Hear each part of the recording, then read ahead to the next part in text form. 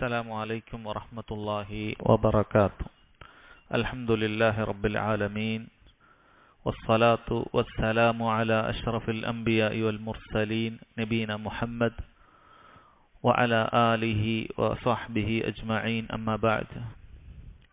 ബഹുമാന്യരായ സഹോദരങ്ങളെ, സഹോദരിമാരെ, പ്രിയപ്പെട്ട വിദ്യാർത്ഥികളെ, ബുലൂഗുൽ മറാമിലെ കിതാബുൽ ജാമിഇൽ നിന്നും ബാബു തർഗീബി ഫി മകാരിമിൽ അഖ്ലാഖ് എന്ന അധ്യായമാണ്, അതിലുള്ള ഹദീസുകളാണ് നമ്മൾ വായിച്ചു വരുന്നത്.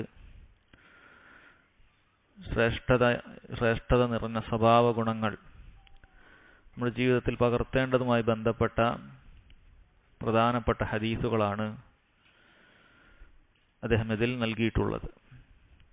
അടുത്ത ഹദീസ് وعن أبي سعيد الخدري رضي الله عنه قال قال رسول الله صلى الله عليه وسلم إياكم والجلوس بالطرقات قالوا يا رسول الله ما لنا بد من مجالسنا نتحدث فيها قال فأما إذا أبيتم فأعطوا الطريق حقه قالوا وما حقه قال غض البصر وكف الأذى ورد السلام والأمر بالمعروف والنهي عن المنكر متفق عليه. അബൂ സഈദ് അൽ ഖുദ്രി റളിയല്ലാഹു അൻഹു അദ്ദേഹം പറയുകയാണ്, റസൂലുള്ളാഹി സ്വല്ലല്ലാഹു അലൈഹി വസല്ലം പറഞ്ഞു, ഇയ്യാക്കും വൽ ജുലൂസ ബിത്തുറുഖാത്ത്, വഴിയോരങ്ങളിൽ ഇരിക്കുന്നത് നിങ്ങൾ സൂക്ഷിക്കുക. ഖാലു യാ റസൂലല്ലാഹ് മാ ലനാ ബുദ്ദുൻ മിൻ മജാലിസിനാ നതഹദ്ദസു ഫീഹാ, അള്ളാഹുവിൻ്റെ റസൂലെ, അത് നമുക്ക് ഒഴിച്ചു നിർത്താൻ പറ്റാത്തതാണ്, നമുക്കവിടെ സംസാരിക്കാനും മറ്റുമൊക്കെ ഉണ്ട്. നബി സല്ലല്ലാഹു അലൈഹി വസല്ലം പറഞ്ഞു, ഫഅമ്മാ ഇദാ അബൈതും ഫഅഅതു ത്വരീഖ ഹഖ്ഖ, നിങ്ങൾക്കതിന് സാധിക്കുന്നില്ല എങ്കിൽ, നിങ്ങൾക്ക് ചെയ്തേ പറ്റുമെങ്കിൽ നിങ്ങൾ വഴിക്കുള്ള അവകാശം നിങ്ങൾ കൊടുക്കണം. ഖാലു വമാ ഹഖ്ഖു, എന്താണ് വഴിക്കുള്ള അവകാശം? ഖാല ഗദ്ദുൽ ബസർ, നിങ്ങൾ നിങ്ങളുടെ കണ്ണ് താഴ്ത്തേണ്ടതുണ്ട്. വകഫുൽ അദാ, ഉപദ്രവങ്ങൾ ഉണ്ടാക്കുന്നതിനെ തൊട്ട് നിങ്ങൾ പിടിച്ചു വെക്കണം. വറദ്ദു സലാം, സലാം മടക്കണം. വൽ അംറു ബിൽ മഅറൂഫ്, നന്മ കൽപ്പിക്കണം. വന്നഹ്യു അനിൽ മുൻകർ, തിന്മ നിങ്ങൾ വിരോധിക്കണം. ഇതാണ് നബി സല്ലല്ലാഹു അലൈഹി വസല്ലം പറഞ്ഞിട്ടുള്ളത്. സഹോദരങ്ങളെ, ഇവിടെ തുറുഖാത്ത് എന്ന് പറഞ്ഞാൽ പൊതുവെ അങ്ങാടികൾ ഉണ്ടാകുന്ന, സൂഖ് എന്ന് പറയുന്നതിന്റെ മറ്റൊരു രീതിയാണ്. സൂഖ്, അങ്ങാടി എന്ന് പറയുന്നത് അത് വഴിയോരത്തിൽ അങ്ങാടി ഉണ്ടാകാറുണ്ട്, അല്ലാത്തതും ഉണ്ടാകാറുണ്ട്. എന്നാൽ അങ്ങാടികളിലേക്ക് എത്തുന്ന വഴികൾക്ക് മറ്റുമാണ് പൊതുവെ തുറുഖ് എന്ന് പറയുന്നത്. അത്തരം വഴികളിൽ ഇരുന്നു കൊണ്ട് സംസാരിക്കുകയോ അല്ലെങ്കിൽ കച്ചവടം ചെയ്യുകയോ ഏതെങ്കിലുമൊക്കെ രൂപത്തിൽ അവിടെ ഇരിക്കുന്ന എല്ലാ ആളുകളും ശ്രദ്ധിക്കേണ്ട ഒരു കാര്യമാണ് നബി സല്ലല്ലാഹു അലൈഹി വസല്ലം പറയുന്നത്.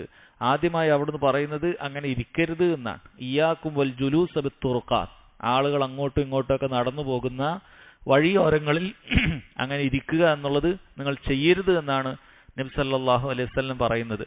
അപ്പോൾ സ്വഹാബികൾ അവർ പറയുകയാണ്, നമുക്ക് നിർബന്ധമായും അങ്ങനെ ഇരിക്കേണ്ട ചില അവസ്ഥകൾ ഉണ്ടാകാറുണ്ട്. അവർക്ക് അവരുടെ ആവശ്യ പൂർത്തീകരണങ്ങൾക്ക് വേണ്ടി അങ്ങനെ വഴിയോരങ്ങളിൽ ഇരിക്കേണ്ട അവസ്ഥയുണ്ട്. അതുകൊണ്ട് അപ്പോൾ എന്തു ചെയ്യുമെന്നുള്ള നിലക്ക് അവർ പറയുകയാണ്. നബി സല്ലല്ലാഹു അലൈഹി വസല്ലം അവരോട് പറഞ്ഞു, നിങ്ങൾ അങ്ങനെ ഇരിക്കുകയാണെങ്കിൽ നിങ്ങൾ വഴിക്കുള്ള ചില ഹക്കുകൾ നിങ്ങൾ കൊടുക്കേണ്ടതുണ്ട്, വഴിക്ക് ചില ബാധ്യതകൾ നിങ്ങളുണ്ട്, അത് നിങ്ങൾ കൃത്യമായി പാലിക്കേണ്ടതുണ്ട് എന്നാണ് പറഞ്ഞിട്ടുള്ളത്.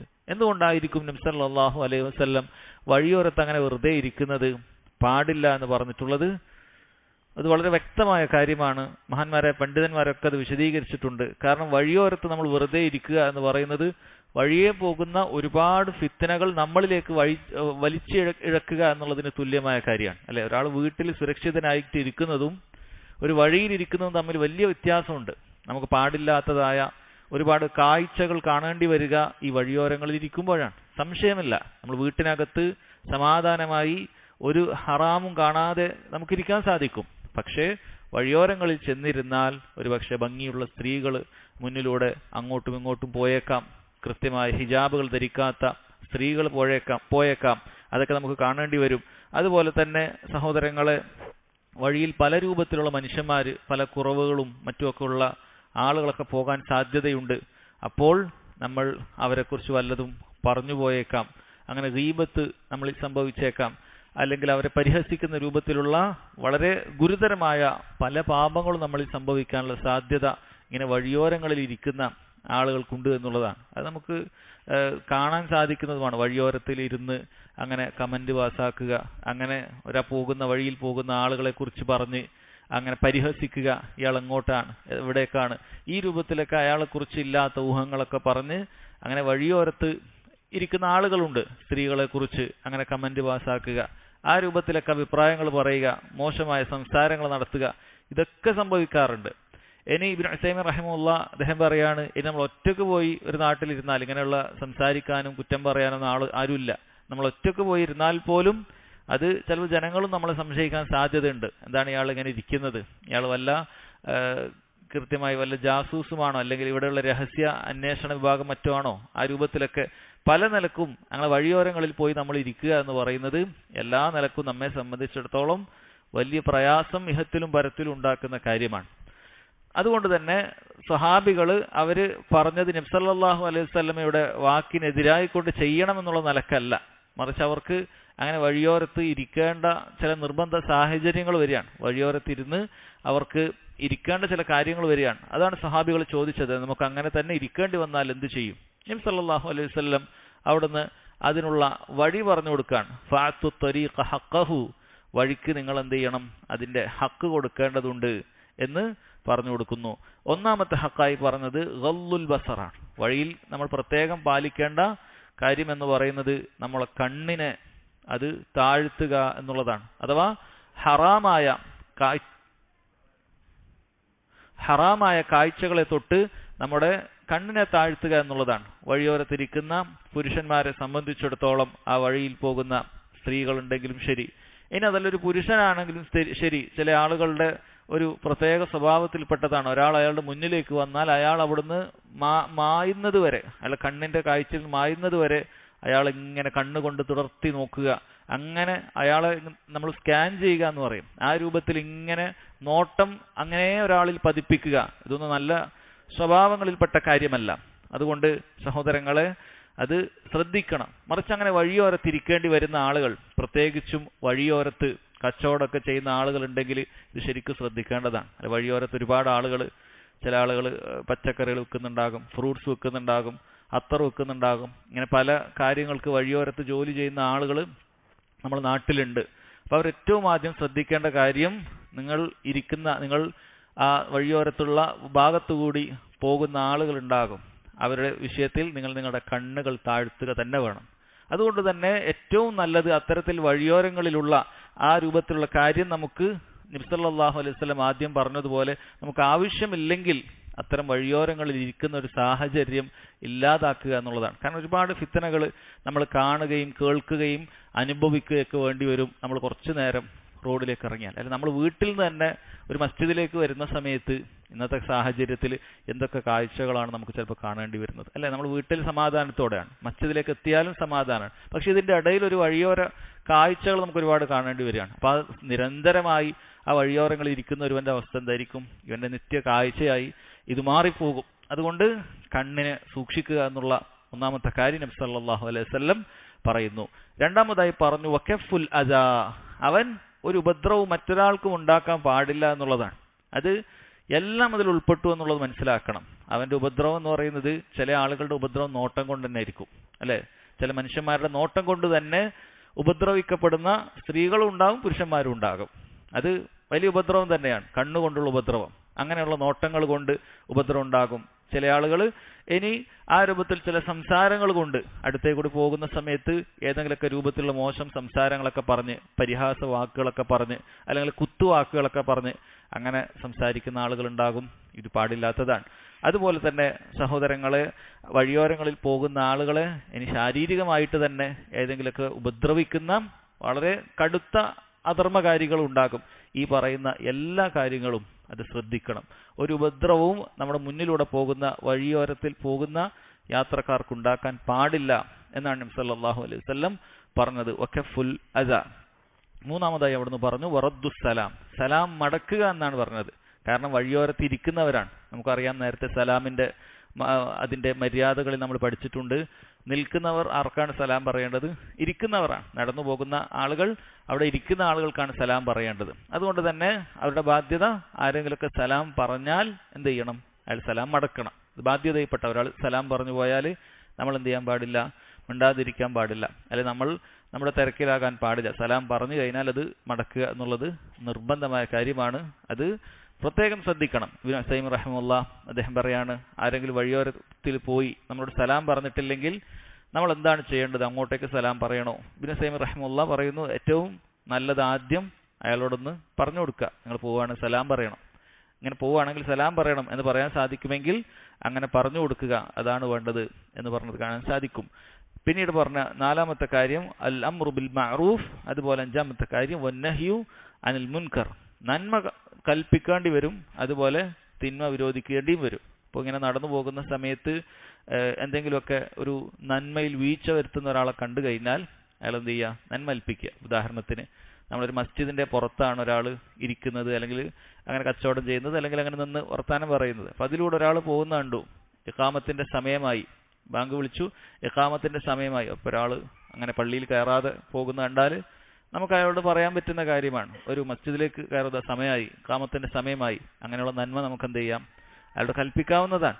അതേപോലെ തന്നെ സഹോദരങ്ങളെ, അയാളിൽ എന്തെങ്കിലുമൊക്കെ വീഴ്ച ഉണ്ട് എങ്കിൽ നമുക്ക് എന്ത് ചെയ്യാം? തിന്മ വിരോധിക്കാവുന്നതാണ്. ഉദാഹരണത്തിന് ഒരാളുടെ വസ്ത്രം നിര്യാണിക്ക് താഴെയിട്ട് അയാൾ പോകുന്നത് കാണാൻ നമ്മളിങ്ങനെ കാണുന്നു, അപ്പോൾ അയാളോട് പറഞ്ഞു കൊടുക്കുക, ഇതിങ്ങനെ ചെയ്യാൻ പാടില്ല കേട്ടോ. ആ രൂപത്തിൽ അയാളോട് സംസാരിക്കാം. ഇബ്നു ഉസൈമീൻ റഹിമഹുല്ലാഹ് അദ്ദേഹം പറയുന്നുണ്ട്, പക്ഷേ ഇതൊക്കെ പറയുന്ന സമയത്ത് നമ്മൾ അങ്ങേയറ്റം റിഫ്കോട് കൂടി പറയണം. അയാളുടെ കയർത്ത് സംസാരിക്കാനോ അല്ലെങ്കിൽ അയാളോട് ആക്രോശിക്കാനോ ഒന്നും നിൽക്കരുത്. മറിച്ച് വളരെയധികം നല്ല രൂപത്തിൽ അയാൾക്ക് മനസ്സിലാകുന്ന രൂപത്തിൽ പറഞ്ഞു കൊടുക്കുക. നമ്മളെ ഇസ്ലാമിക മര്യാദ അതിങ്ങനെയാണ്. നബി സല്ലല്ലാഹു അലൈഹി വസല്ലം പറഞ്ഞിട്ടുണ്ട്. ഹദീസ് ഓർക്കുകയാണെങ്കിൽ അസ്ഫല മിനൽ കഅബൈനി ഫഫിന്നാർ എന്ന രൂപത്തിൽ ഹദീസുകളൊക്കെ പറഞ്ഞു കൊടുക്കുക. 2 നെരിയാണി വിട്ട് താഴേക്ക് പോകുന്ന വസ്ത്രം നരകത്തിലാണ് എന്ന് നബി സല്ലല്ലാഹു അലൈഹി വസല്ലം പറഞ്ഞിട്ടുണ്ട്. അങ്ങനെ ചെയ്യരുത്. ഈ രൂപത്തിലൊക്കെ എന്ത് ചെയ്യാം? അത് പറയാം, ആ രൂപത്തിൽ സംസാരിക്കാം. അത് വളരെ ഗൗരവമുള്ള കാര്യമാണ്. പുരുഷന്മാരെന്ത് ചെയ്യണം? ആ രൂപത്തിൽ അങ്ങനെ ആരെങ്കിലുമൊക്കെ കണ്ടു കഴിഞ്ഞാൽ സംസാരിക്കുകയൊക്കെ ചെയ്യാം. ഇബ്നു ഉസൈമീൻ റഹിമഹുല്ലാഹ് അദ്ദേഹം അത് പറയുകയാണ്. മഹാനായ ഉമർ ബിൻ ഖത്താബ് റളിയല്ലാഹു അൻഹു ഒക്കെ ആ രൂപത്തിൽ പറഞ്ഞത് നമുക്ക് ഹദീസുകളിൽ കാണാൻ സാധിക്കുമെന്ന് അദ്ദേഹം പറയാണ്. യബ്ന അഖി ഇർഫഅ തൗബക് ഫഇന്നഹു അത്ഖാ ലിറബ്ബിക് വഅബ്ഖാ ലിസൗബിക്, മോനെ നീ നിന്റെ വസ്ത്രം ഉയർത്തുക, അതാണ് നിന്റെ റബ്ബിനോട് ഏറ്റവും നല്ല സൂക്ഷ്മത പുലർത്തുന്നത്. നിന്റെ വസ്ത്രം അത് ബാക്കിയാകാനും വസ്ത്രം നന്നായിരിക്കാനും അത് തന്നെയാണ് നല്ലത് എന്നുള്ളത് ഉമർ ബിൻ ഖത്താബ് റളിയല്ലാഹു അൻഹു പറഞ്ഞ കാര്യമൊക്കെ ഇബ്നു ഉസൈമീൻ റഹിമഹുല്ലാഹ് ഉദ്ധരിക്കുന്നുണ്ട്. അപ്പം അങ്ങനെ വഴിയോരത്തിരിക്കുന്ന ആളുകൾക്ക് ഇത്രയും ബാധ്യതകളൊക്കെ ഉണ്ട്. അപ്പം അതൊക്കെ കൃത്യമായി പാലിക്കാതെ വെറുതെ വഴിയോരത്ത് നിന്ന് അങ്ങനെ വഴിയോര കാഴ്ചകൾ കണ്ടു പോരരുത്. അത് വഴിയോരത്തിൽ ഇരിക്കുന്നവരും വഴിയോരത്തിൽ നിൽക്കേണ്ടി വരുന്നവരും ഒക്കെ പാലിക്കേണ്ട ബാധ്യതകളാണ് എന്നാണ് പറയുന്നത്. അപ്പം ഈ പറയുന്ന കാര്യങ്ങളോടൊപ്പം വേറെയും ചില പൊതുവായ ചില ബാധ്യതകളൊക്കെ ഉണ്ട്. ഒരു വ്യക്തി അവിടെ വഴിയിൽ വല്ലതും വീണ് കിടക്കുകയോ അല്ലെങ്കിൽ ആ നടന്നു പോകുന്ന സമയത്ത് എന്തെങ്കിലുമൊക്കെ അപകടം പറ്റുകയൊക്കെ ചെയ്താൽ, അല്ലെങ്കിൽ അയാൾക്ക് എന്തെങ്കിലുമൊക്കെ ഒരു സഹായമൊക്കെ നൽകേണ്ടി വന്നാൽ ഈ വഴിയോരത്ത് നിൽക്കുന്ന ആളുകൾ എന്ത് ചെയ്യണം? സഹായിക്കാൻ വേണ്ടി ഒരുങ്ങേണ്ടതുണ്ട്. ഒരാൾ ഭാരിച്ചൊരു വസ്തു അയാൾ ഇറക്കി വെക്കാൻ സാധിക്കുന്നില്ല, നമ്മളവിടെ വഴിയോരത്ത് നിൽക്കുന്നുണ്ട്. അല്ലെങ്കിൽ ഭാരിച്ചൊരു വസ്തു ഒരാൾക്ക് അത് ചുമക്കേണ്ടി വരികയാണ്, നമ്മൾ എന്ത് ചെയ്തു കൊടുക്കുക? അത് പോയി സഹായിച്ചു കൊടുക്കുക. അതൊക്കെ പൊതുവായിട്ട് മുസ്ലിമീങ്ങൾക്കുള്ള നബി സല്ലല്ലാഹു അലൈഹി വസല്ലം സദഖയുടെ പ്രതിഫലമുണ്ട് എന്ന് പറഞ്ഞ കാര്യങ്ങളിൽ പെട്ടതാണ്. അപ്പം അങ്ങനെയുള്ള കാര്യങ്ങളൊക്കെ ശ്രദ്ധിക്കുക. ഇനി കണ്ണ് കാണാത്തൊരു വ്യക്തി വരികയാണ്, അതല്ലെങ്കിൽ ആ രൂപത്തിൽ എന്തെങ്കിലുമൊക്കെ വൈകല്യങ്ങളൊക്കെ ഉള്ളൊരു വ്യക്തിയെ നമ്മൾ കാണുകയാണ്, വഴിയോരങ്ങളിലുള്ള ആളുകളാണ്, പൊതുവെ അത്തരക്കാർക്ക് കൂട്ടാവുക. അപ്പം അവരെന്ത് ചെയ്യണം? അവരെ സഹായിക്കണം. ഈ രൂപത്തിൽ എന്തെല്ലാം നന്മകളുണ്ടോ ഒരു വഴിയിൽ ചെയ്യാൻ പറ്റുന്നത് അതൊക്കെ ചെയ്യുന്ന, ആ വഴിയിലുള്ള തിന്മകളെ പരമാവധി കുറക്കാൻ സഹായകമാകുന്ന കാര്യങ്ങൾ ചെയ്യുന്ന പ്രവർത്തനങ്ങൾ ആര് ചെയ്യണം?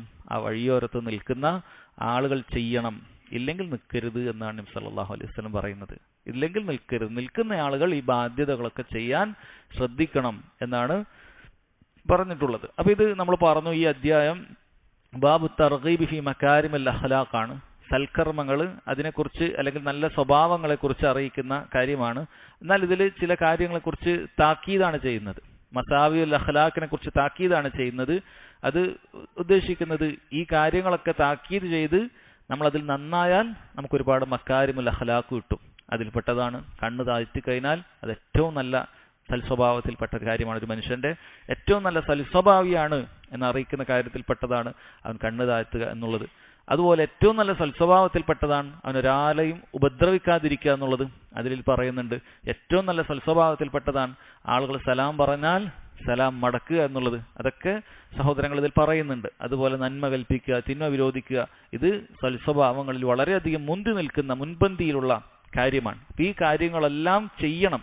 അതുകൊണ്ടാണ് അതിന് വിപരീതമായ കാര്യങ്ങളെ തൊട്ട് അവിടുന്ന് താക്കീത് ചെയ്യുന്നത് എന്നാണ്. ഇനി ഇബ്നു ഉസൈമീൻ റഹിമഹുല്ലാഹ് ഒരു ചോദ്യം പറയാൻ, ഹൽ അഫ്ളൽ ലി അൻ അബ്ഖാ ഫീ ബൈതി ഔ അൻ അജ്ലിസ ഫി സൂഖ്. ഒരാൾ ചോദിക്കുകയാണെങ്കിൽ എനിക്ക് ഏറ്റവും നല്ലത് വീട്ടിലിരിക്കലാണോ അതല്ല അങ്ങാടിയിലിരിക്കലാണോ, ഏതാണ് ഏറ്റവും അഫ്ളൽ എന്ന് ചോദിക്കുകയാണെങ്കിൽ അദ്ദേഹം പറയുന്നു, ഇദാ കാന യുംകിനുകൽ ബഖാഉ ഫിൽ ബൈതി ഫഹുവൽ അഫ്ളൽ. നിനക്ക് വീട്ടിലിരിക്കാൻ സാധിക്കുമെങ്കിൽ അതാണ് ഏറ്റവും അഫ്ളൽ. അങ്ങനെ ഒരു അങ്ങാടി പോയി നിന്നുകൊണ്ട് ഒരു ജോലി ചെയ്യേണ്ട ആവശ്യം നിനക്കില്ല. വീട്ടിലിരുന്നാൽ തന്നെ കാര്യങ്ങളൊക്കെ നടക്കുമെങ്കിൽ അതാണ് ഏറ്റവും നല്ലത് എന്ന് അദ്ദേഹം പറയാണ്. കാരണം ലിഅന്ന സ്വഹാബത റളിയല്ലാഹു അൻഹും ഇന്നമാ ഉദിന ലഹും ഹീന ഖാലു മാ ലനാ ബുദ്ദുൻ ഫി മിൻ മജാലിസിന. കാരണം നബി സല്ലല്ലാഹു അലൈഹി വസല്ലം സഹാബികൾക്ക് എപ്പോഴാണ് അനുവാദം കൊടുത്തത്? തുടക്കത്തിലല്ല.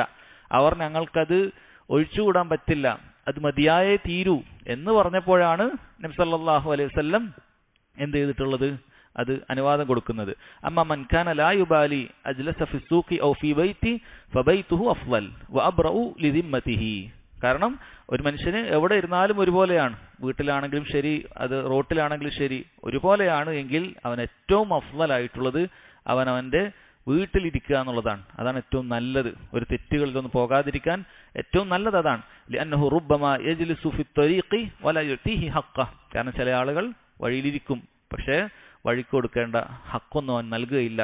വറുബ്ബമാ യതഹാവനു ഫിൽ അംരി ബിൽ മഅറൂഫി വന്നഹി അനിൽ മുൻകർ. ചിലപ്പോൾ അവൻ നന്മ കൽപ്പിക്കുന്നതും തിന്മ വിരോധിക്കുന്നതിലൊക്കെ എന്ത് ചെയ്യും? വീഴ്ചകൾ വരുത്തും. റുബ്ബമാ ലാ യഗ്ദുൽ ബസർ. ചിലപ്പോൾ അവന് കണ്ണൊന്നും താഴ്ത്തുകയില്ല.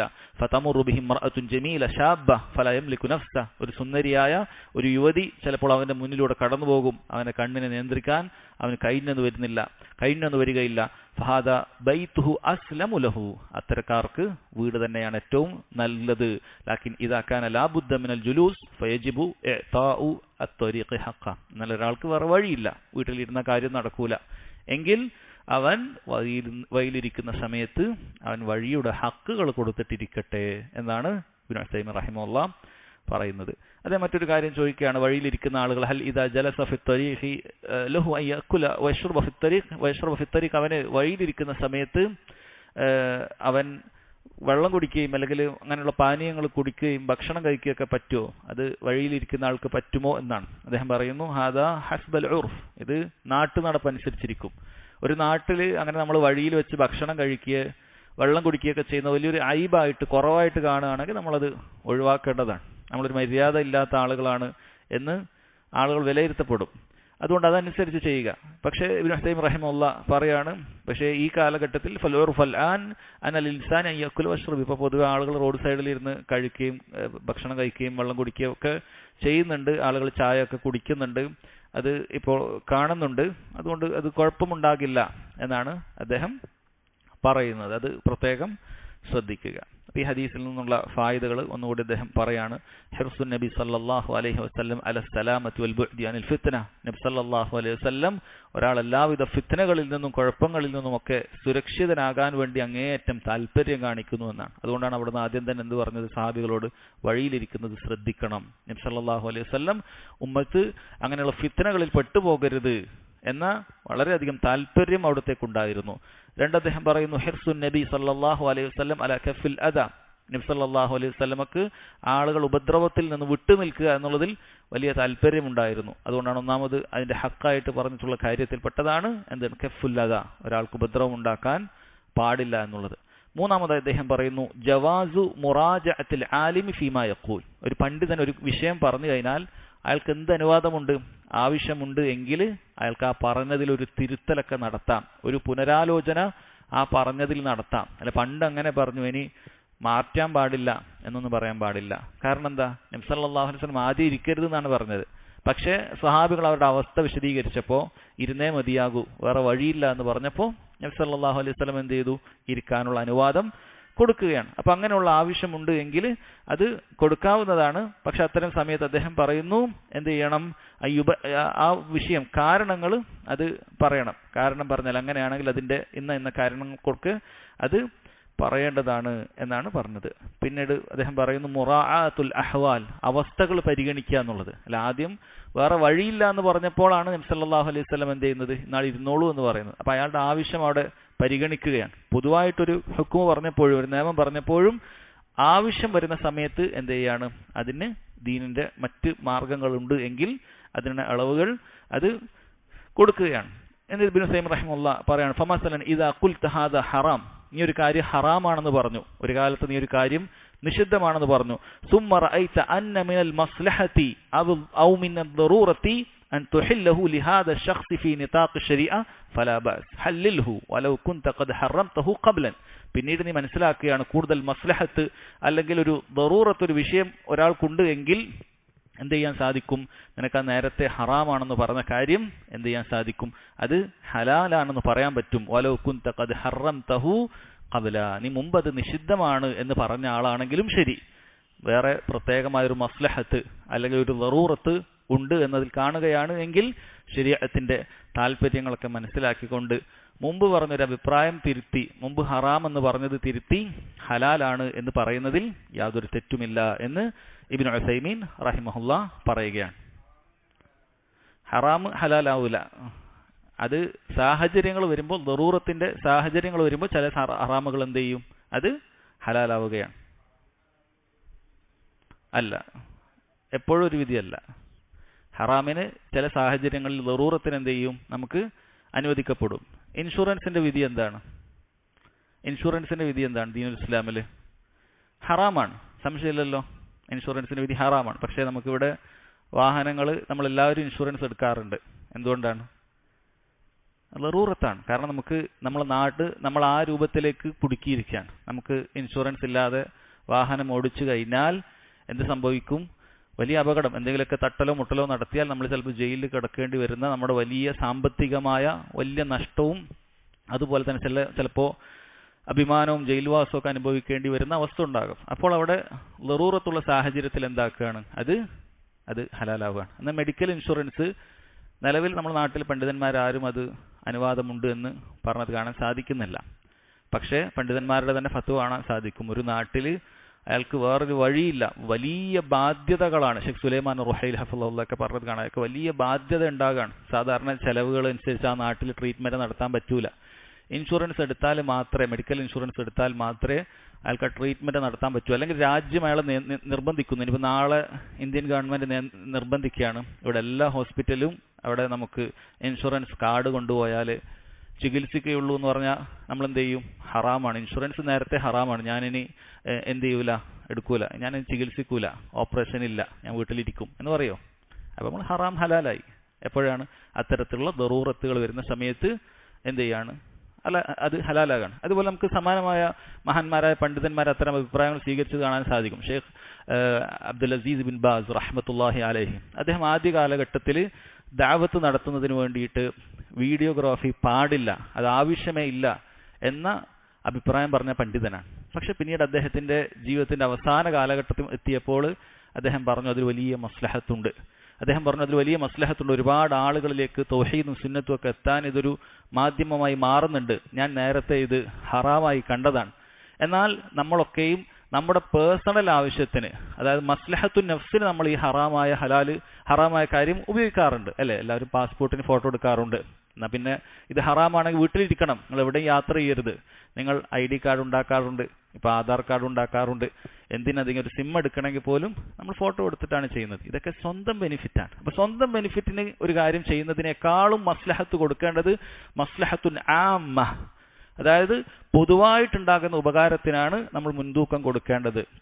ആ ദലീലുകളൊക്കെ പറഞ്ഞ് അദ്ദേഹം പറഞ്ഞു. അതുകൊണ്ട് ഞാനിപ്പോൾ മനസ്സിലാക്കുന്നത് അത്തരം ദഅവ ആവശ്യങ്ങൾക്ക് വേണ്ടി വീഡിയോ ഉപയോഗിക്കുന്നത് എന്തില്ല, തെറ്റില്ല. ഇത്തരം അടിസ്ഥാനങ്ങൾ മനസ്സിലാക്കാത്ത ചില ആളുകൾ പറയും, കണ്ടില്ല ഇവർ നേരത്തെ ഇത് ഹറാമാക്കിയിരിക്കുന്നു, ഇപ്പോഴിതാ ഇത് ഹലാലാക്കിയിരിക്കുകയാണ്. അല്ല, ഇത് പണ്ഡിതന്മാർ ചെയ്ത അഹ്ലുസുന്നത്തിന്റെ ഖായിദകളോട് യോജിക്കുന്ന, അടിസ്ഥാനങ്ങളോട് യോജിക്കുന്ന, ഓരോരുത്തരും അവരുടെ ജീവിതത്തിലും പുലർത്തിപ്പോരുന്ന കാര്യമാണ്. അതുകൊണ്ട് നമ്മൾ നേരത്തെ അങ്ങനെ പറഞ്ഞുപോയി എന്നുള്ള നിലക്ക് ആരും അതിൽ തിരുത്താതിരിക്കേണ്ടതില്ല. പക്ഷെ നമ്മളിപ്പോഴും നമ്മൾ മനസ്സിലാക്കേണ്ടതിൻ്റെ ആവശ്യമില്ല, അത് തെറ്റ് തന്നെയാണ്. ആവശ്യമില്ല എന്ന് മനസ്സിലാക്കുകയാണെങ്കിൽ ശരിയാണ്, നമ്മൾ ആ അഭിപ്രായത്തിൽ ഉറച്ചു നിൽക്കാം, അതിൽ യാതൊരു കുഴപ്പമില്ല. പക്ഷെ ചിലരെങ്കിലും അത് ഞാൻ നേരത്തെ അങ്ങനെ, ഞാൻ കുറേ സംഘടനക്കാരോടൊക്കെ സംസാരിച്ചു പോയി, അവരോടൊക്കെ അങ്ങനെ പറഞ്ഞു പോയി, ഇനിയിപ്പോൾ ഞാൻ തുടങ്ങിയാൽ അവരെന്നെ പരിഹസിക്കും, കളിയാക്കും, അതെനിക്ക് സഹിക്കാൻ പറ്റില്ല എന്ന് വിചാരിച്ചിട്ട് ദീനിൻ്റെ ഒരു നിയമം അത് നമ്മൾ ഉൾക്കൊള്ളാതിരിക്കേണ്ട ആവശ്യമില്ല. ദീനിൻ്റെ ഒരു നിയമം ഉൾക്കൊള്ളാതിരിക്കേണ്ട ആവശ്യമില്ല. അത് പ്രത്യേകം ശ്രദ്ധിക്കുക. അത് മഹാന്മാരായ പണ്ഡിതന്മാർക്ക് അവരുടെ ഫത്വകളിൽ മുറാജഅത്ത് നടത്താൻ സാധിക്കുന്നുണ്ടെങ്കിൽ വലിയ അറിവൊന്നുമില്ലാത്ത സാധുക്കളായ ആളുകൾക്കൊക്കെ നമുക്ക് പലപ്പോഴും പല മുറാജഅത്ത് നടത്തേണ്ടി വരും. അത് വിവരമുള്ളവർ അത് അംഗീകരിക്കും, വിവരമില്ലാത്ത ആളുകൾ അതിൻ്റെ പിന്നിൽ പോയി പരിഹസിക്കുകയും ഇവരെ അഭിപ്രായങ്ങൾ മാറ്റുകയൊക്കെ ചെയ്യും. വേറെ ചിലർ ചില തെളിവുകൾ എടുത്തുകൊണ്ട് വന്നിട്ട് ഒരാൾ ഫിത്നയിൽപ്പെട്ടതിൻ്റെ അടയാളത്തിൽപ്പെട്ടതാണ്, അയാൾ ഇന്നലെ ഹലാൽ എന്ന് പറഞ്ഞ കാര്യം ഇന്നലെ ഹറാം എന്ന് പറഞ്ഞ കാര്യം ഇന്ന് ഹലാലാക്കി എന്നുള്ളത്. യഥാർത്ഥത്തിൽ ഈ വിവരദോഷികൾ ഇതേ ഫത്വ എടുത്തിട്ട് ഷെയ്ഖ് ഇബ്നു ബാസിന്റെ വിഷയത്തിൽ പോയാൽ അദ്ദേഹം ഫിത്നയിൽപ്പെട്ടിട്ടാണ് മരിച്ചതെന്ന് പറയേണ്ടി വരും, നഊദു ബില്ലാഹ്. അല്ലെങ്കിൽ ഇന്നത്തെ കിബാറുകൾ ഉലമാക്കളിൽപ്പെട്ട ഷെയ്ഖ് സാലിൽ ഫൗസാൻ ഹഫളഹുല്ലാഹ്, അദ്ദേഹം നേരത്തെ വീഡിയോ അനുവദിക്കുമായിരുന്നില്ല, അദ്ദേഹത്തെ വീഡിയോ ആരെങ്കിലും എടുത്തിട്ടുണ്ടെങ്കിൽ പോലും വിമർശിക്കുന്ന വ്യക്തിയാണ്. അദ്ദേഹം ഇന്ന് വീഡിയോ എടുക്കാൻ ആരംഭിച്ചിട്ടുണ്ട്. ഈ ഹദീസ് ഈ അസർ എടുത്തു കൊണ്ടുപോയിട്ട് ഷെയ്ഖ് സാലിൽ ഫൗസാൻ ഇതാ ഫിത്നയിൽപ്പെട്ടിരിക്കുന്നു എന്നൊരുത്തൻ പറഞ്ഞാൽ നമ്മൾ പറയും ഇവൻ ജാഹിലാണ്, വിവരമില്ലാത്തവനാണ്. അതുകൊണ്ട് കൃത്യമായി പണ്ഡിതന്മാരോട് പരിശോധിക്കാതെ ഇത്തരത്തിൽ അസറുകളും സലഫുകളുടെ കൗലുകളൊക്കെ എടുത്തിട്ട് അത് പോസ്റ്ററുകളൊക്കെ ആക്കിയിട്ട് 4 ഭാഗം ഷെയർ ചെയ്യുന്ന ആളുകൾ യഥാർത്ഥത്തിൽ അതൊക്കെ പണ്ഡിതന്മാരോട് ചോദിച്ചിട്ട് മനസ്സിലാക്കണം. കാരണം ഇത്തരം അസറുകൾ പലപ്പോഴും സാധുക്കളായ ആളുകളെ തെറ്റിദ്ധരിപ്പിക്കാൻ പലരും ഉപയോഗപ്പെടുത്താറുണ്ട്. കണ്ടില്ലേ, ഇവർ ഇന്നലെ ഇങ്ങനെ പറഞ്ഞു, ഇവർ ഇന്ന് മാറി, ഇപ്പോൾ ഇവൻ ഫിത്തനയിൽപ്പെട്ടു എന്ന് പറയും. കാരണം സലഫുകളുടെ കൗലാണ്. സലഫുകളുടെ കൗല് ഫഹ്മ് വളരെ നിർബന്ധമായ കാര്യമാണ്. ഖവാരിജുകൾ അങ്ങനെയാണ് പഴിച്ചു പോയിട്ടുള്ളത്. ഷെയ്ഖ് സാലിഹ് സുഹൈമി ഹഫളഹുല്ലാഹ് അദ്ദേഹം പറഞ്ഞത് കാണാൻ സാധിക്കും. ഖവാരിജുകൾ പഴിച്ചു പോയിട്ടുള്ള ഖുർആനും ഹദീസും എടുത്തുകൊണ്ട് വന്നിട്ട് എന്ത് ചെയ്യും, അതിൻ്റെ ഉദ്ദേശിക്കാത്ത മുറാദുകൾ പറയും. അല്ലെ, കാര്യം ഹക്കാണ്, പക്ഷേ അത് ഉദ്ദേശിക്കപ്പെട്ടത് ബാത്തിലാണ്. അദ്ദേഹം പറയാണ്, സാലിഹ് സുഹൈം ഹഫളഹുല്ലാഹ്, ഈ കാലഘട്ടത്തിൽ സലഫികൾക്കിടയിൽ ഇങ്ങനെ സംഭവിച്ചിട്ടുള്ള ഗുലൂവിലേക്ക് പോയ, പരിധി വിട്ടുപോയ ആളുകൾ വിമർശിക്കുക. അദ്ദേഹം പറയാണ്, ഇന്ന് ചില ആളുകൾ ഇതുപോലെയുള്ള സലഫുകളുടെ കൗലുകളും മറ്റും എടുത്തുകൊണ്ടുവരും. എന്നിട്ട് സലഫുകളുടെ കൗലിന് ആദ്യം അവർ പൂർണ്ണമായി പഠിച്ചിട്ടുണ്ടാവുകയില്ല, അതിനപ്പുറത്ത് വേറൊരു കൗലുണ്ടാകും. ഈ 2 കൗലുകളും മനസ്സിലാക്കിയിട്ടാണ് സലഫുകളുടെ പൊതുവായ അഭിപ്രായത്തെക്കുറിച്ച് മനസ്സിലാക്കുക. അതല്ലെങ്കിൽ ഏതെങ്കിലും ഒരു കൗലെടുത്തിട്ടല്ല, അതുപോലും മനസ്സിലാക്കിയിട്ടുണ്ടാവില്ല. എന്നിട്ട് മനസ്സിലാക്കിയാൽ തന്നെയും അതെങ്ങനെയാണ് മനസ്സിലാക്കേണ്ടതെന്നുള്ളത് മഹാന്മാരായ പണ്ഡിതന്മാർ അത് വിശദീകരിച്ചിട്ടുണ്ട്. അതല്ലാതെ സാധാരണക്കാരായ ആളുകൾ അതെടുത്ത് അങ്ങനെ വിശദീകരിക്കലല്ല, അവന് തോന്നിയതുപോലെ അത് അമലാക്കലല്ല. അതൊക്കെ സഹോദരങ്ങളെ മനസ്സിലാക്കേണ്ട കാര്യമാണ്. സാന്ദർഭികമായി ഉണർത്തിയതാണ്. നല്ലൊരു ചോദ്യമാണ്, ഹലാൽ എങ്ങനെ ഹറാമാകുമെന്നുള്ളത്. ഇല്ല, ഹലാല് തന്നെയാണ്, ഹറാമ് തന്നെയാണ്. അതിൻ്റെതായ ലറൂറത്തുകളും അതിൻ്റെതായ മസ്ലഹത്തുകളൊക്കെ വരുന്ന സമയത്താണ് അത് വരുന്നുള്ളൂ. അത് നമ്മൾ ഓരോരുത്തരും സ്വന്തമായി അങ്ങനെ തീരുമാനിക്കലല്ല, അത് മഹാന്മാരായ പണ്ഡിതന്മാരോട് ചോദിച്ച് ഉറപ്പുവരുത്തി അല്ലാഹു തആല പറഞ്ഞതുപോലെ ഫസ്അലു അഹ്ല ദിക്ർ ഇൻ കുൻതും ലാ തഅലമൂൻ, നിങ്ങൾ അഹ്ലു ദിക്റിനോട്, ആ വിഷയത്തിൽ അറിവുള്ള പണ്ഡിതന്മാരോട് ചോദിക്കണം നിങ്ങൾക്ക് അറിയില്ലെങ്കിൽ. അല്ലെങ്കിൽ ഇതൊരു ഫൗളയായി തീരും. ഓരോരുത്തർക്കും തോന്നുന്നത് പോലെ ഞാൻ എന്നത് ഹലാലാക്കാണ്, അത് അനുവദനീയമല്ല. നാളെ പന്നിമാംസം ഹലാലാവോ? ഇല്ല. പന്നിമാംസം ഇലാ യൗമിൽ ഖിയാമ ഹറാമാണ്. പക്ഷെ ഒരു മുൽത്തറായ ഒരു വ്യക്തിയെ സംബന്ധിച്ചിടത്തോളം ആ സാഹചര്യത്തിൽ, ആ ആവശ്യത്തിൽ അത് ഹലാലാകും. അതുപോലെ തന്നെ ഉള്ളൂ. അതല്ലാതെ ഇന്നലെ അങ്ങനെ പറഞ്ഞാൽ ചില ആൾ പറയാം, ഇത് നോക്കിയാൽ ഇപ്പം നാളെ ഇവർക്ക് അതും ഹലാലായിരിക്കും, മറ്റന്നാളെ ഇവർക്ക്, അങ്ങനെയൊന്നുമില്ല. നഊദു ബില്ലാഹ്. അത് വിവരമില്ലാതെ സംസാരിക്കുന്ന ആളുകളുടെ വർത്താനങ്ങളാണ്. അത് പണ്ഡിതന്മാരോടോ അല്ലെങ്കിൽ അതുപോലെ ഇൽമുള്ള ആളുകളോട് ചോദിക്കാതെ അത്തരം കാര്യങ്ങൾ നമ്മൾ പറയരുത് എന്നുള്ളത് വളരെ ഗൗരവത്തിൽ ഉണർത്തുകയാണ്. ഇതാണ് അദ്ദേഹം ഈ ഹദീസിൽ പറഞ്ഞിട്ടുള്ള പ്രധാനപ്പെട്ട ഫായിദ. അടുത്ത ഹദീസ്, وعن معاوية رضي الله عنه قال قال رسول الله صلى الله عليه وسلم من يريد الله به خيرا يفقهه في الدين. മുആവിയ റളിയല്ലാഹു അൻഹു അദ്ദേഹം പറയുന്നു, റസൂലുള്ളാഹി സ്വല്ലല്ലാഹു അലൈഹി വസല്ലം പറഞ്ഞു, മൻ യുരിദില്ലാഹു ബിഹി ഖൈറൻ, ആർക്കെങ്കിലും അല്ലാഹു സുബ്ഹാനഹു വ തആല ഖൈർ ഉദ്ദേശിച്ചിട്ടുണ്ട് എങ്കിൽ യുഫഖിഹു ഫിദ്ദീൻ, അവന് ദീനിൽ അല്ലാഹു തആല അവഗാഹം നേടുന്നതാണ് എന്നാണ്. നേരത്തെ സഹോദരൻ ചോദിച്ചതുപോലെയുള്ള ചോദ്യങ്ങൾ യഥാർത്ഥത്തിൽ സഹോദരങ്ങൾ, അത്തരത്തിൽ ചോദ്യങ്ങൾ വളരെ അനിവാര്യമായ ചോദ്യങ്ങളാണ്. അങ്ങനെയുള്ള സംശയങ്ങൾ നമ്മുടെ മനസ്സിൽ നിലനിൽക്കുകയാണ് എങ്കിൽ തീർച്ചയായും അത് ചോദിച്ച് കൃത്യത വരുത്തി നമ്മൾ ഉറപ്പിക്കണം. കാരണം പലരും അത് തെറ്റിദ്ധരിച്ച് മനസ്സിലാക്കി എന്നുള്ളത് മാത്രമാണ് യഥാർത്ഥത്തിൽ. അത് ശരിക്കും നമ്മൾ മനസ്സിലാക്കണം. ആരോടാണ് ചോദിക്കേണ്ടത്? സാധാരണക്കാരോടല്ല, നമ്മൾ പണ്ഡിതന്മാരോട് തന്നെ ചോദിച്ചിട്ട്. കാരണം നമ്മൾ ദീനിന്റെ ഓരോ കാര്യങ്ങളും മഹാന്മാരായ പണ്ഡിതന്മാരിലേക്ക് മടക്കി അവർ പറയുന്നതിനനുസരിച്ച് തന്നെയാണ് ചെയ്യേണ്ടത്. അത് നമ്മൾ ചെയ്യേണ്ട കാര്യമാണ്. കാരണം അത് ചിലപ്പോൾ പണ്ഡിതന്മാരുടെ അടുക്കലേക്ക്, പണ്ഡിതന്മാരിലാണ് കാര്യങ്ങൾ മനസ്സിലാക്കുന്നത് എന്ന് ആവർത്തിച്ച് പറയുന്ന ചിലർ പോലും ഇത്തരം കാര്യങ്ങൾ ചെയ്യാതെ ഇവർ സ്വന്തം മനസ്സിലാക്കുകയാണ്. സ്വന്തമായിട്ട് വാട്സപ്പിലൂടെയും സ്വന്തമായിട്ട് അങ്ങനെ ഇത്തരം സോഷ്യൽ മീഡിയയിലൊക്കെ കാര്യങ്ങൾ മനസ്സിലാക്കി ഷെയർ ചെയ്യാണ്. യഥാർത്ഥത്തിൽ ഇവർ പണ്ഡിതന്മാരുടെ അടുത്ത് പഠിക്കണം, പണ്ഡിതന്മാരടുത്ത് മനസ്സിലാക്കണം എന്ന് പറയും. പക്ഷെ ഇത്തരം വിഷയങ്ങൾ മഹാന്മാരായ പണ്ഡിതന്മാരോട് ചോദിക്കുന്നില്ല എന്നുള്ളതാണ് അതിന്റെ വസ്തുത. അത് വളരെ കൃത്യമാണ്. അല്ലെങ്കിൽ ഏതെങ്കിലുമൊക്കെ ഒരു പണ്ഡിതന്റെ 1 മിനിറ്റ് ഫത്വ മാത്രം എടുത്തിട്ട് ദീനിന്റെ ഒരു വലിയൊരു മസാല ഇതിങ്ങനെയാണെന്ന് മനസ്സിലാക്കുന്ന ചില ആളുകളുമുണ്ട്. അവരും അത് മനസ്സിലാക്കേണ്ടത് ഇത് ആ പണ്ഡിതന്മാരോട് ചോദിക്കേണ്ടത് ഏത് ചോദ്യത്തിനാണ് ഈ ഉത്തരം വന്നിട്ടുള്ളത്, അതുമായി ബന്ധപ്പെട്ട അതിന് പൂർണ്ണമായ വിശദാംശങ്ങൾ എങ്ങനെയാണ്, ഇന്ന സാഹചര്യത്തിൽ അത് എങ്ങനെയാണ്, ഇന്ന സാഹചര്യത്തിൽ എങ്ങനെയാണ്, അത് പൂർണ്ണമായി അതിനെക്കുറിച്ചൊരു തസവൂർ, മൊത്തത്തിലൊരു കാര്യം മനസ്സിലാക്കാതെ നമ്മളൊരു വിഷയത്തിൽ സഹോദരങ്ങളെ എന്ത് ചെയ്യാൻ പാടില്ല, ഒരഭിപ്രായമായി സ്വീകരിക്കുകയും അങ്ങനെ അത് നമ്മൾ തെറ്റായി മനസ്സിലാക്കി നമ്മൾ അപകടത്തിൽ പെടുകയും ചെയ്യരുത് എന്നുള്ളത് കൂടി ഓർമ്മപ്പെടുത്തുകയാണ്. ഇവിടെ നബി സല്ലല്ലാഹു അലൈഹി വസല്ലം പറയുന്നു, മൻ യുരിദില്ലാഹു ബിഹി ഖൈറൻ, ആർക്കെങ്കിലും അല്ലാഹു സുബ്ഹാനഹു വ തആല ഖൈർ ഉദ്ദേശിച്ചിട്ടുണ്ട് എങ്കിൽ യുഫഖിഹു ഫിദ്ദീൻ, അവൻ അല്ലാഹു തആല ദീനിൽ അവഗാഹം നൽകും എന്നുള്ളതാണ്. അപ്പോൾ അല്ലാഹു സുബ്ഹാനഹു വ തആലയുടെ വലിയ തൗഫീഖാണ് അല്ലാഹു ഒരാൾക്ക് ദീൻ പഠിക്കാനുള്ള അവസരങ്ങൾ അവന് ഉണ്ടാക്കി കൊടുക്കുക എന്നുള്ളത്. അത് റബ്ബ് സുബ്ഹാനഹു വ തആല ഒരാൾക്ക് ഖൈർ ഉദ്ദേശിച്ചതിന്റെ അവന്റെ ബാഹ്യമായ അടയാളത്തിൽപ്പെട്ടതാണ് ഒരാൾക്ക് ദീൻ പഠിക്കാനുള്ള മാർഗങ്ങൾ ഉണ്ടാക്കി കൊടുക്കുക എന്നുള്ളത്.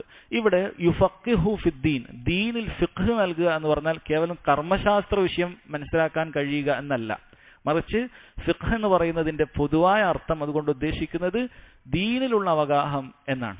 പൊതുവായുള്ള ഉദ്ദേശം അത് ദീനിലുള്ള അവഗാഹം എന്നുള്ളതാണ്. എന്നാൽ നമുക്കിത് വലിയ ഖേദകരമായ ഒരു കാഴ്ചയാണ്. നമ്മുടെ നാട്ടിലൊക്കെ ഒരുപാട് ആളുകളുണ്ട്, അവരെ സംബന്ധിച്ചിടത്തോളം അവർക്ക് കർമ്മശാസ്ത്രപരമായ അറിവ് നന്നായിട്ടുണ്ട്.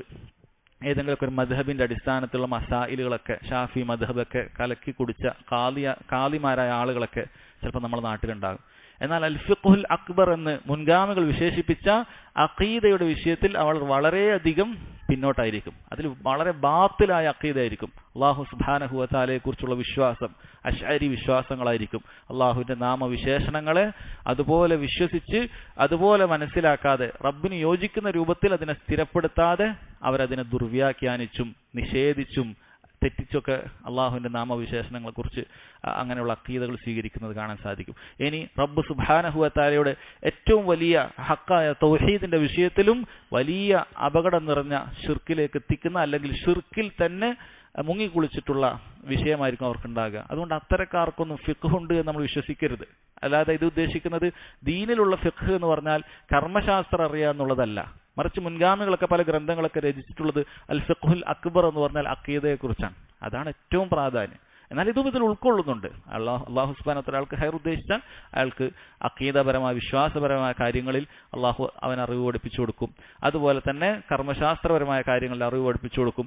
അങ്ങനെ ദീനിന്റെ എല്ലാ കാര്യങ്ങളിലും റബ്ബ് സുബ്ഹാനഹു വ തആല അവന് എന്ത് ചെയ്യും? അവഗാഹം നൽകും. മൻ യുരിദില്ലാഹു ബിഹി ഖൈറൻ യുഫഖിഹു ഫിദ്ദീൻ എന്നുകൊണ്ട് ഉദ്ദേശിക്കുന്നത് അതാണ്. ഇനി ഇതിനൊരു മഫ്ഹൂം മുഖാലഫ ഉണ്ട്. അതായത് ആർക്കെങ്കിലും അല്ലാഹു സുബ്ഹാനഹു വ തആല ഖൈർ ഉദ്ദേശിച്ചിട്ടില്ലെങ്കിൽ അവന് ദീനിൽ ഒരു വിജ്ഞാനം ഉണ്ടാവില്ല, പടുജാഹിലായിരിക്കും. അപ്പൊ നമ്മളത് എപ്പോഴും ശ്രദ്ധിക്കേണ്ട കാര്യമാണ്. നമ്മളങ്ങനെ ഒന്നും പഠിക്കാതിരുന്നാൽ, അല്ലെങ്കിൽ നമുക്കൊന്നും അറിയില്ലാതെ നമ്മളങ്ങനെ മുന്നോട്ട് പോയാൽ, അതുകൊണ്ട് നമ്മൾ മനസ്സിലാക്കേണ്ട അള്ളാഹു എനിക്ക് ഖൈർ ഉദ്ദേശിച്ചിട്ടില്ല എന്നാണ്. അതുകൊണ്ട് അള്ളാഹു ഖൈർ ഉദ്ദേശിക്കുന്ന ആളുകളുടെ കൂട്ടത്തിലേക്ക് ഉൾപ്പെടാൻ നമ്മൾ ശ്രമിക്കണം. ഖുർആനുമായി ബന്ധം വേണം. ഖുർആൻ പാരായണം ചെയ്യാൻ, ഒരാൾക്ക് ഖുർആൻ പാരായണം ചെയ്യാനേ അറിയില്ല, ജീവിതകാലത്ത് ബാക്കിയെല്ലാം അറിയാം, എല്ലാ പ്രവർത്തനത്തിനുണ്ട്, എല്ലാത്തിനും മുൻപന്തിയിലുണ്ട്, ഖുർആൻ ഓതാൻ അറിയില്ല, അള്ളാഹു ഖൈർ ഉദ്ദേശിച്ചിട്ടില്ല എന്ന് മനസ്സിലാക്കേണ്ടി വരും. കാരണം അള്ളാഹു സുബ്ഹാനഹു വ തആലയുടെ കലാമ് അതൊന്ന് നാവ് കൊണ്ട് ചലിപ്പിച്ച് ഓതാൻ പോലും അറിയില്ലെങ്കിൽ ഏറ്റവും വലിയ ദൗർഭാഗ്യവാനാണ് അവൻ. അവൻ ബാക്കിയുള്ള എല്ലാത്തിനും സമയമുണ്ട്, കച്ചവടത്തിന് സമയമുണ്ട്, ആരോഗ്യത്തിന് കുറവില്ല, സമയത്തിന് കുറവില്ല, പല കാര്യങ്ങൾക്ക് ചെലവഴിക്കുന്നുണ്ട്. അവന് ഖുർആൻ പാരായണം പോലും അറിയില്ല. നേർക്കുനേരെ ഫാത്തിഹ പോലും അതിന്റെ ഹർഫുകൾ തെറ്റാതെ അറിയില്ല, ഹർഫൊക്കെ ആകെ തെറ്റായിരിക്കും. അള്ളാഹു ഖൈർ ഉദ്ദേശിച്ചിട്ടില്ല എന്ന് അത് നമ്മൾ മനസ്സിലാക്കേണ്ടി വരും. അതുകൊണ്ട് റബ്ബ് ഖൈർ ഉദ്ദേശിക്കണമെങ്കിൽ നമ്മൾ ദീനിന്റെ മാർഗത്തിലേക്ക്, ദീൻ പഠിക്കുന്നതിലേക്ക് വരണം. റബ്ബിന്റെ കൂടുതൽ കൂടുതൽ ഖൈറുകൾ ഉദ്ദേശിക്കുന്ന ആളുകൾ കൂടുതൽ കൂടുതൽ പഠിക്കാൻ വേണ്ടി മുന്നിട്ട് വരണം എന്ന കാര്യമാണ് യഥാർത്ഥത്തിൽ സഹോദരങ്ങളെ മനസ്സിലാക്കേണ്ടത്. ഇത്രയാണ് ഈ ഹദീസിൽ മനസ്സിലാക്കേണ്ടത്. ഇനി അദ്ദേഹം പറയുന്നുണ്ട് ഒരു ചോദ്യം കൂടി. നമ്മൾ ചില പണ്ഡിതന്മാരെ കാണും, ഇന്നനാ നറ ബഅ്ദൽ ഉലമാ ഇൻദഹും ഫിഖ്ഹുൽ അഖദി വൽ അമലി വമഅ ദാലിക് ഹും അലാ ജാനിബിൻ കബീരിൻ മിനൽ മആസി വൽ ഫുസൂഖ്.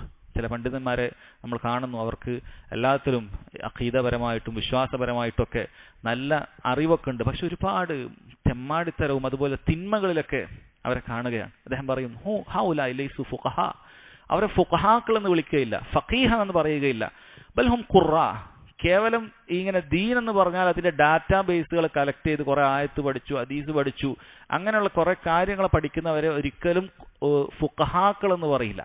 മറിച്ച് അവർ വെറും ഖുറാകളാണ്. ഇതൊക്കെ അറിയാം, പാരായണം അറിയാം, ഓതാൻ അറിയാം, ഒക്കെ അറിയാം. ഖുർആൻ ഓതാൻ നന്നായിട്ട് അറിയാം, ഹദീസുകൾ ഉദ്ധരിക്കാൻ അറിയാം, പ്രഭാഷണം നടത്താൻ അറിയാം, പ്രസംഗം പറയാൻ അറിയാം.